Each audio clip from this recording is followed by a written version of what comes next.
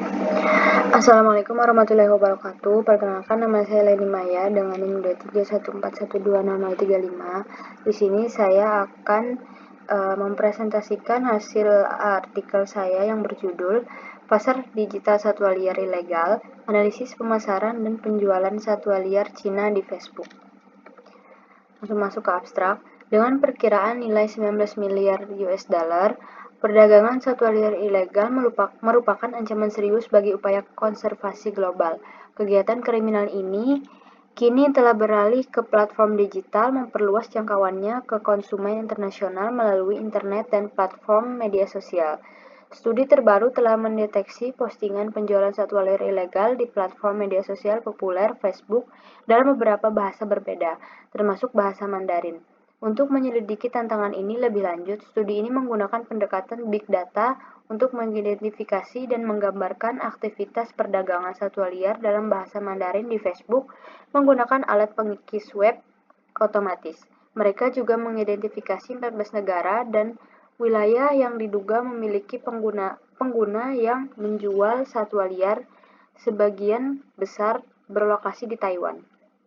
Selain itu, mereka juga mengamati bahwa bahasa yang digunakan oleh beberapa penjual berubah dari teks deskriptif menjadi emoji dan kata sandi lainnya. Tindakan kolektif diperlukan dari pemerintah, penegak hukum, masyarakat sipil, dan perusahaan teknologi yang memanfaatkan pendekatan big data untuk mendeteksi dan mencegah perdagangan satwa liar online dalam bahasa Mandarin. Terus kita masuk ke pendahuluan, yaitu jumlah spesies satwa liar dan bagian tubuhnya yang diperdagangkan secara global sangat mengkhawatirkan, mengancam upaya konservasi. Wilson Wild 2010. Misalnya sekitar 20 ton terenggiling dan bagian tubuhnya diperdagangkan secara ilegal setiap tahun, dan sekitar 1 juta terenggiling telah diburu secara ilegal dalam dekade terakhir. Populasi badak hitam telah berkurang drastis dari sekitar 70.000 pada tahun 1970 menjadi hanya 2.410 pada tahun 1995, sehingga spesies ini kini diklasifikasikan sebagai terancam punah. Cina telah diidentifikasi sebagai tujuan konsumen utama, terutama untuk gading gajah dan tanduk badak. Pada tahun 2007, Undang-Undang Revisi Republik Rakyat Cina tentang Perlindungan Satwa Liar mulai berlaku, dan bersama dengan upaya koalisi untuk mengakhiri perdagangan satwa liar secara online, jumlah iklan produk satwa liar baru dilaporkan menurun. Namun, perdagangan produk satwa liar terus berlangsung di kalangan warga negara Tiongkok dan penutur bahasa Tionghoa di negara lain, termasuk peningkatan pemasaran dan penjualan berbasis media sosial.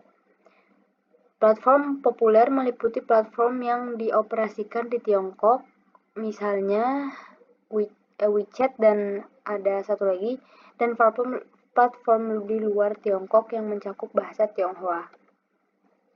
Metodologi penelitiannya, penelitian ini dilakukan dalam 2 tahap. Yang pertama pengumpulan data dan yang kedua anotasi manual untuk analisis data.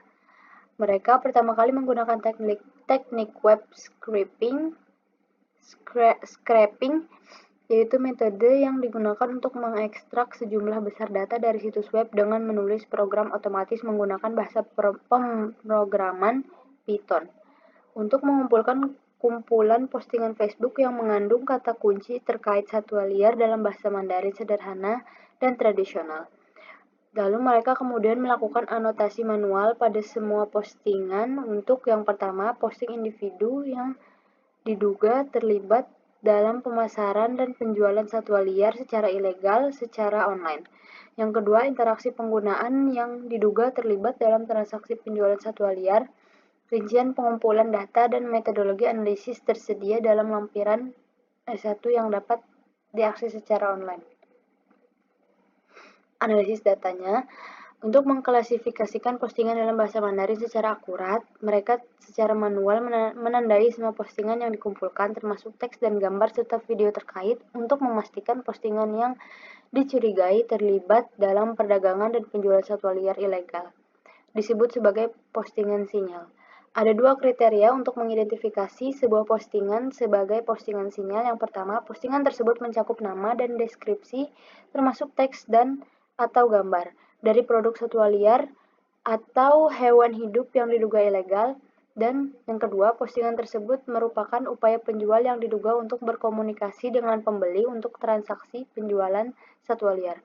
Mereka tidak memasukkan postingan yang mengklaim memiliki izin sah untuk menjual produk satwa liar. Selain menjual postingan, mereka mengkategorikan jenis halaman Facebook yang mencakup postingan sinyal dan tingkat keterlibatan pengguna. Jenis halaman Facebook meliputi yang pertama akun penggunaan pribadi, yang kedua halamannya grup publik, yang ketiga halaman komunitas. Dari data ini, mereka menghitung rasio keterlibatan interaksi penggunaan per posting berdasarkan komentar dari pengguna lain dan metadata yang terkait dengan posting sinyal. Ada di tabel 1 dan 2. Penulis pertama dan kedua secara independen mengklasifikasikan semua postingan dalam bahasa Mandarin. Untuk hasil yang tidak konsisten, kedua penulis bertemu dan meninjau postingan bersama-sama serta membahas klasifikasi yang benar untuk postingan tersebut. Hasilnya, berdasarkan analisis konten teks dalam pesan Facebook, mereka mengidentifikasi 3 jenis utama postingan penjualan. Yang pertama, postingan penjualan langsung, yang kedua, postingan lelang, dan yang ketiga, postingan penjualan eksternal. Bisa dilihat di tabel 3. Mereka juga mendeteksi spesies lain di luar kata kunci satwa liar yang diteliti, termasuk paus, harimau, Petera tigris, walrus, Odebenus rosmarus, bisa dibaca di sini, antelop Tibet, beruang, dan kura-kura bercakar Afrika. Mereka menghitung jumlah posting untuk setiap produk satwa liar atau hewan hidup yang terdeteksi. Secara keseluruhan, produk gading gajah memiliki jumlah postingan tertinggi dalam dataset, yaitu 66,5%, diikuti oleh produk cangkang penyu, yaitu 23,2%, dan produk badak 6,9%, karena pengambilan sampel yang disengaja terhadap spesies-spesies ini. Kesimpulannya, dengan kemajuan dan penyebaran internet yang pesat, kesejahteraan siber termasuk intrusi komputer dan jaringan, ransomware, pencurian identitas, dan perdagangan ilegal barang dan jasa secara daring kini menjadi fenomena global yang terus berkembang dalam skala dan tingkat keparahannya. FBI ND, pasar virtual yang memanfaatkan aksesibilitas dan anonimitas internet menjadi saluran untuk distribusi, perdagangan, dan penjualan berbagai layanan produk dan komoditas terlarang, termasuk perdagangan narkotika ilegal, barang antik, perdagangan manusia, dan perdagangan satwa liar ilegal. Kebijakan di masa depan harus mencakup mandat yang jelas dan kewajiban afirmatif bagi platform media sosial, situs e-commerce, pendaftaran domain, penyedia layanan internet, dan mesin pencarian untuk menghapus konten yang melanggar syarat dan ketentuan mereka sendiri atau kewajiban berdasarkan undang-undang nasional atau perjanjian konservasi internasional, sambil juga berbagi data tentang pelaku perdagangan ilegal dengan penegak hukum dan otoritas konservasi guna mendukung penyelidikan offline. Pujian dan kritik dari artikel ini adalah artikel ini tuh memiliki kekuatan pada penggunaan metode gabungan antara web scraping dan anotasi manual yang menghasilkan data sangat reliable serta mampu mengungkapkan pola adaptif para pedagang satwa liar dalam menggunakan emoji dan kode untuk menghindari deteksi sistem otomatis. Penulis juga berhasil mengaitkan temuan dengan implikasi kebijakan sehingga hasil penelitian terasa relevan bagi regulator maupun platform digital.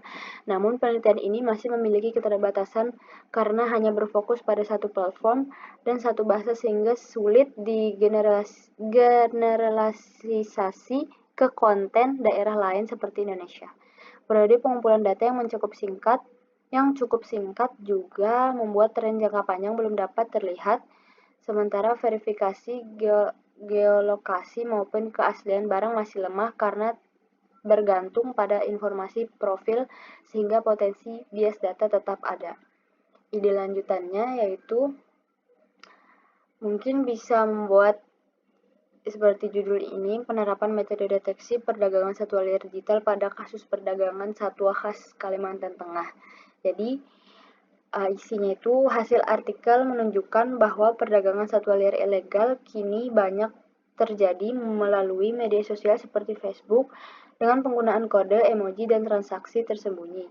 Ide lanjutannya yang bisa dikembangkan itu adalah menganalisis apakah pola yang sama juga digunakan untuk menjual satwa-satwa dilindungi dari Kalimantan Tengah dan bagaimana big data serta web scraping dapat membantu mendeteksi penjualan ilegal orangutan, kukang, terenggiling, dan rangkong di platform digital lokal Indonesia. Sekian presentasi artikel dari saya. Wassalamualaikum warahmatullahi wabarakatuh.